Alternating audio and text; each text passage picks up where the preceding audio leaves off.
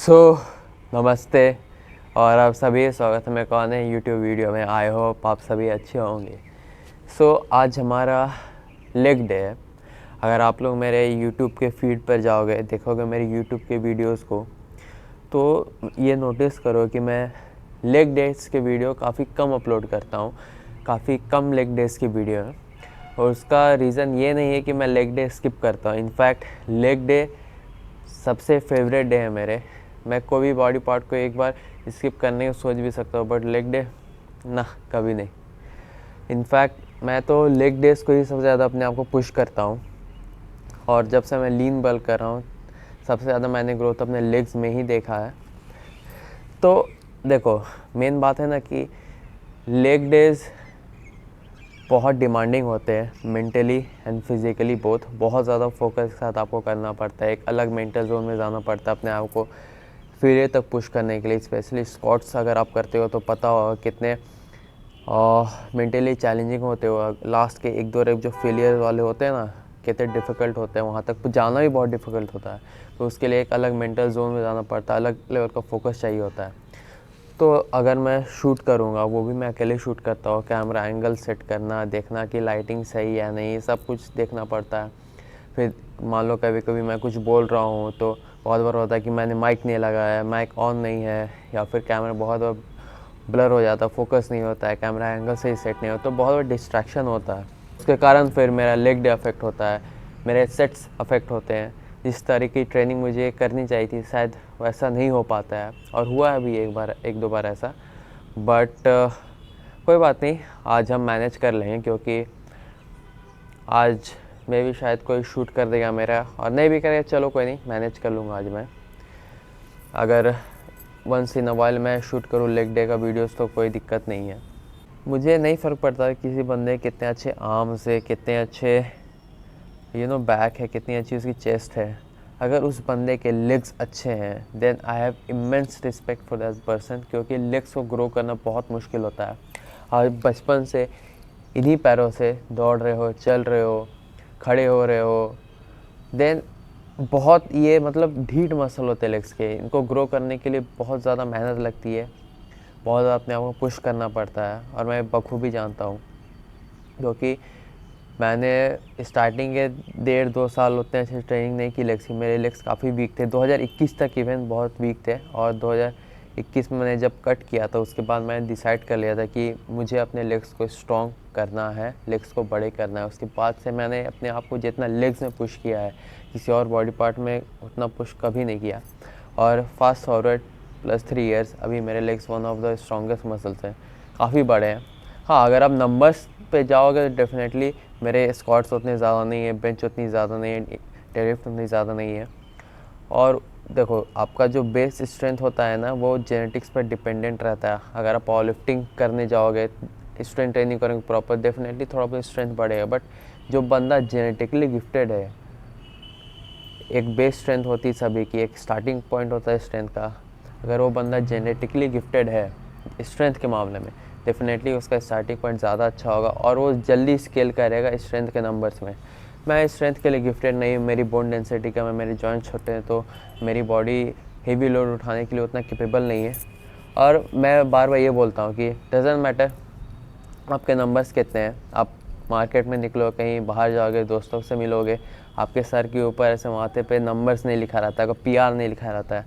वहाँ पे लोग आपकी फ़िज़िक देखेंगे, आपकी बॉडी कैसी है। अगर फिज़िक नहीं है, डजेंट मैटर आपका PR कितना है, लोग कभी नोटिस भी नहीं करेंगे, और आपको भी खुद में मिरर में देखने में उतना मज़ा नहीं आएगा। तो फिज़िक होना भी बहुत इंपॉर्टेंट है, डजेंट मैटर आप कितना हेवी लिफ्ट कर रहे हो। और आई थिंक कि मेरी फ़िज़िक अबव एवरेज तो एटलीस्ट है ही। और अभी मैं जब लीन हूँगा, कट करूँगा, जो मेरी पीक फिज़िक रहेगी ना, I will be in that top 1%। और वो आप लोग देखोगे। अभी फिर भी हमारे पास 1 महीना है, 1 महीना में स्टिल अच्छा खासा स्ट्रेंथ और मसल मास पुट ऑन कर सकते हैं। और उसके बाद कट जब करेंगे ना हम, जो पीक फिज़िक होगी वो देखने लायक होगी। और मैं आप लोगों को लिख कर दे सकता हूँ कि आप लोग या फिर कोई भी इन जनरल मुझे सामने से देखा तो कोई ना कोई एक बंदा एटलीस्ट स्टेरॉइड्स का एक्यूडेशन देगा, उस लेवल की कंडीशनिंग होगी, साइज़ होगा। और दोनों मैं साथ लेके चलूँगा, size and conditioning. So wait and watch. कि मुझे कॉन्फिडेंस है अपने पोटेंशियल पर, अपने पोटेंशियल पर भरोसा है और मैं जानता हूँ कि मेरा पोटेंशियल कितना है। सो बिना टाइम वेस्ट किए चलो दिखा दे तुम लोग को अपना लेग्स का workout. I see the constellations. They remind me that this life cannot be lost forever. I watch my generation. It's so evident this world will soon be gone. Will soon be gone. Can we live for tonight? Run away. Let's run away, run away. Can we get out of sight? Fly away. Let's run away, run away. Let's run away, run away,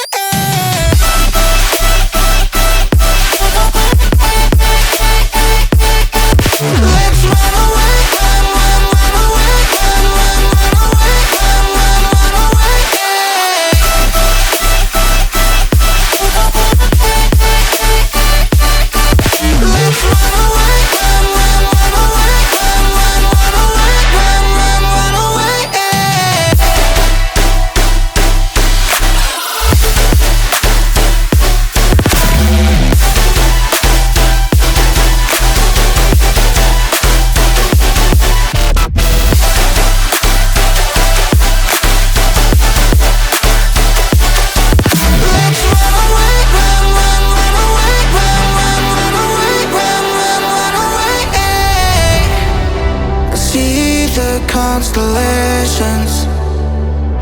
They remind me that this life cannot be lost forever. I watch my generation. It's so evident this world will soon be gone. Will soon be gone. Can we live for tonight? Run away. Let's run away, run away. Can we get out of sight? Fly away. Let's run away, run away.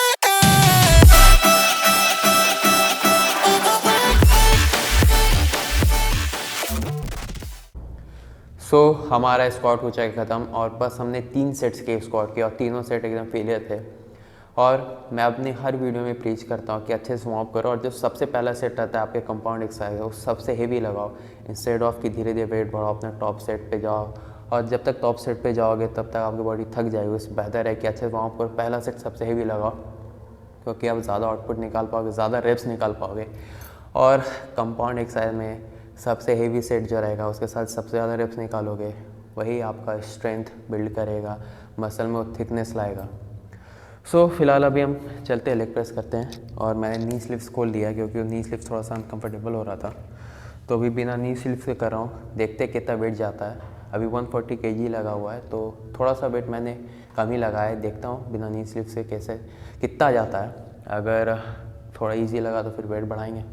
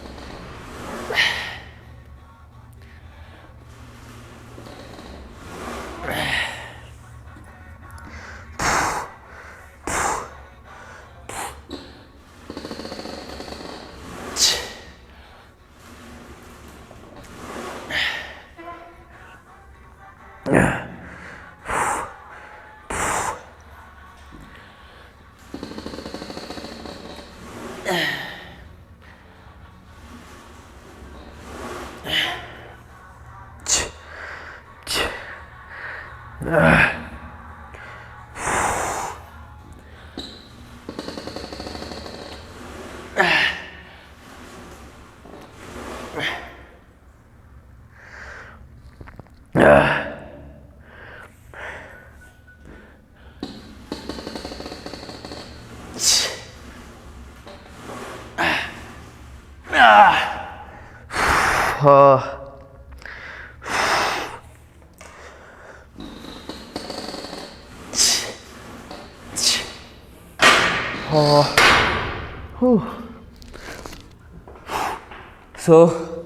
I think 20 wraps आए if I am not wrong, और 5 wraps आते, but अभी wait बढ़ा के थोड़ा सा निकालेंगे और ज़्यादा रेप्स। तो देखो, अगर आप बॉडी बिल्डिंग कर रहे हो तो कोई फ़र्क नहीं पड़ता कि आप कितना वेट उठा रहे हो। जिससे फ़र्क पड़ता है वो है कि आपका फॉर्म कैसा है, आपका रेप रेंज क्या है।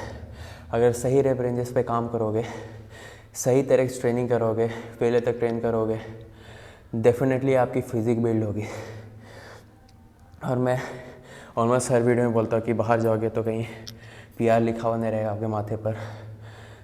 लोग आपकी फिज़िक देखेंगे, कोई जिम में आके नहीं देखने वाला कि 200 kg स्क्वाट कर रहे हो कि 200 kg डेडलिफ्ट कर रहे हो। आपकी फ़िज़िक देखें, फिज़िक नहीं होगी कोई फ़र्क नहीं पड़ता आप कितना स्क्वाट, बेंच और डेडलिफ्ट कर रहे हो, वो बस जिम तक ही लिमिटेड रह जाएगा।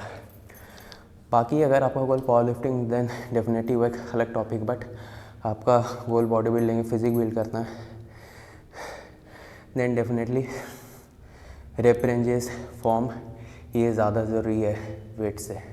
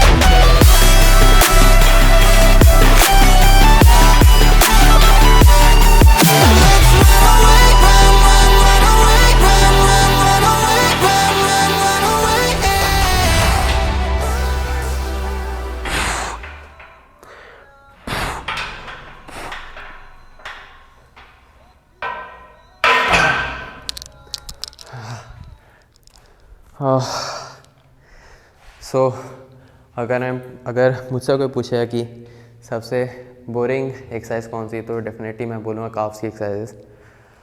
और मैं खुद कभी कभी काफ स्किप कर देता हूँ क्योंकि इतना बोरिंग लगता है, बट फिर भी मैं कोशिश करता हूँ कि जितना हो सके उतना करूँ, कम से कम 3-4 सेट। सो अभी एक सेट और करेंगे काफ्स का और लगातार फिर ड्रॉप करेंगे वेट्स को।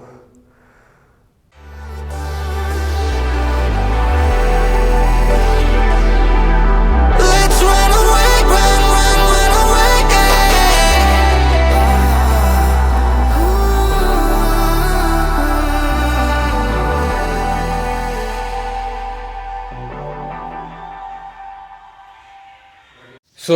हमारा जो कल का लेग का वर्कआउट था वो लिटरली 11 आउट ऑफ 10 था। और वो इसलिए क्योंकि जो हमारा टॉप सेट था स्क्वाट्स का, उसके साथ हमने एक रेप ज़्यादा निकाले। पिछले 2-3 सेशन से 5 रेप्स ही आ रहे थे, बट कल हमने फाइनली 6 रेप्स किए। और वो एक रेप बढ़ाने के लिए भी मुझे 2-3 सेशन की लगातार कंसिस्टेंट रहना पड़ा, एक ही तरह की डाइट, लगातार सेशन पुश करना पड़ा विदाउट एनी एक्सपेक्टेशन। तब जाके 2-3 सेशंस के बाद एक रेप बढ़ा। तो आप देख सकते हो कि अगर आप हर सेशन में अपने आप को पुश करो, तब में भी शायद आपके 2-3 सेशन में के बाद 2-3 सेशन के बाद एक रेप बढ़े।